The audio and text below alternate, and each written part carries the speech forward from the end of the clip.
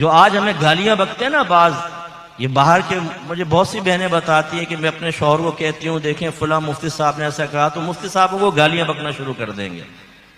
इतना दिमाग ऊंचा है और गर्दन के अंदर ऐसा सरिया है, ऐसी बदबख्ती गालिब है कि आज मुसलमान अपनी गलती मानने के लिए तैयार नहीं है। हम ऐसे बयानात सुनने के बाद बाहर निकल के कमेंट्स पास करते हैं, भाई इतनी सख्ती होती है भला?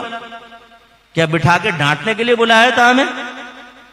नहीं जी, चुमकारने के लिए बुलाया था। अभी आपको चाय पिलाते हैं, खाना खिलाते हैं, लंगर खिलाते हैं, आखिर में पान आपके मुंह में देते हैं, जला के सिगरेट भी दे देंगे, सुट्टे लगा के घर जाइए। आप तो इसीलिए आए थे।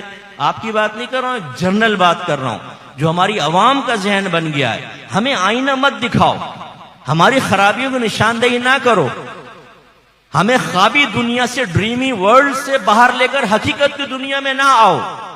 हम फ्रॉड करें, हम झूठ बोलें, गरीबों के ऊपर टॉन्टिंग करें, उनकी इज्जत उतार के हाथ में रखें, बीवी की नाक तोड़ें, बच्चों के सामने उसको जलील करें, अपने घर वालों के सामने जलील करें, बार बात पर उसे ताने देकर उसकी इज्जत उतार कर हाथ पर रखें। हम नमाजें पढ़े ना पढ़े, रोजा रखे ना रखें, हराम दबाकर कमाएं और एक मर्तबे भी अल्लाह ताला से ना डरे। लेकिन हमें समझाओ मत कर नसीहत नासिहा, दिल मेरा घबराए है, उसको दुश्मन जानू हूं जो मुझको समझाए। ये मुफ्ती साहब कहां से आ गए हमें समझाने के लिए? अच्छी खासी लाइफ चल रही थी, टेंशन देगा टेंशन। हम तो बड़े पुरसुकून चल रहे थे। हाँ, फ्रॉड में सुकून, गालियों में सुकून, लड़की बाजी में सुकून, जिना के अंदर सुकून, बदनिगाही में सुकून, गंदी दोस्तियों के अंदर सुकून। इस सुकून को आपने क्यों खत्म कर दिया मुफ्ती साहब? हमें क्यों सोचने पे मजबूर किया कि तुम्हारा भी हिसाब होगा आखिरत में? क्यों किया आपने ये गुनाह अजीम? क्यों किया आपने ये जुर्म हमारे सामने? हमारी आराम से लाइफ गुजर रही थी। बाद में ऐसे बाप मिले जो ये बाद में कहते हैं कि यार मुफ्ती साहब पता नहीं क्या कह गए, हमारा बच्चा भी साथ में था, मुझे अजीब नजरों से देख रहा है। यानी अब आपकी झूठी इज्जत मनाने के लिए हम कुछ ना कहें, ताकि आपकी औलाद हमेशा कहते रहे मेरे पापा बड़े अच्छे हैं, मेरे पापा बड़े अच्छे हैं, क्योंकि पापा ने मोबाइल दिलवाया, पापा ने स्कूटर दिलवाया, बड़े हुए तो कार की चाबी दे दी, चलता हुआ कारोबार दिया, लेकिन बाप ने इल्म दीन नहीं सिखाया, बेटे को तकवा परहेजगारी नहीं सिखाई। लड़की बाजी वो कर रहा है, बाहर के मुल्कों में जाके जिना वो कर रहा है, आवारागर्द दोस्तों के साथ बैठकर फौज फिल्में वो देख रहा है, फेसबुक पे लड़कियों से दोस्ती करके ब्लैकमेल वो कर रहा है। पापा बहुत अच्छे हैं क्योंकि पापा ने हमें सारी दुनिया की जिंदगी की चीजें दी हैं।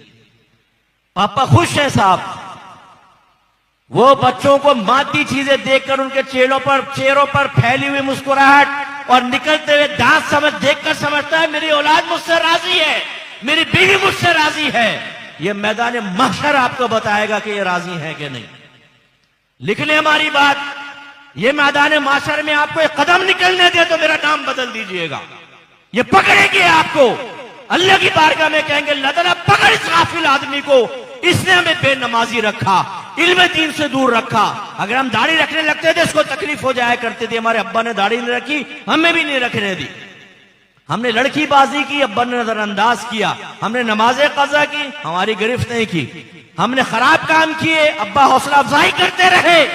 ये हमारा बाप नहीं, हमारा दुश्मन है, ये कहेगी औलाद मैदान महशर में, याद रखें। तो नबी ने ऐसे तो नहीं फरमाया बच्चा 7 बरस का हो जाए तो नमाज का हुक्म दो, 10 बरस का हो जाए तो मार कर नमाज पढ़ाओ। ये लाजिम है हमारे ऊपर। लिहाजा अहकाम शरइया अमलिया सिखाना ये शौहर की जिम्मेदारी थी। तो एक इल्मुल अकाइद, दूसरा अहकाम शरइया अमलिया, तीसरा सगीरा कबीरा ज़ाहिरी बातनी गुनाहों की मारिफत। आज मैं आपको दावत फिक्र देता हूं, आज घर जाइए एक कलम डायरी लें, बातनी गुनाह कौन कौन से हैं सिर्फ उनके नाम लिखिएगा, और ज़ाहिरी गुनाह कौन कौन से हैं उनके नाम लिखिएगा। आसानी कर देता हूं, जहन से कौन से गुनाह हो सकते हैं? आंखों से, कान से, जबान से, हाथ से, सितर से, कदमों से।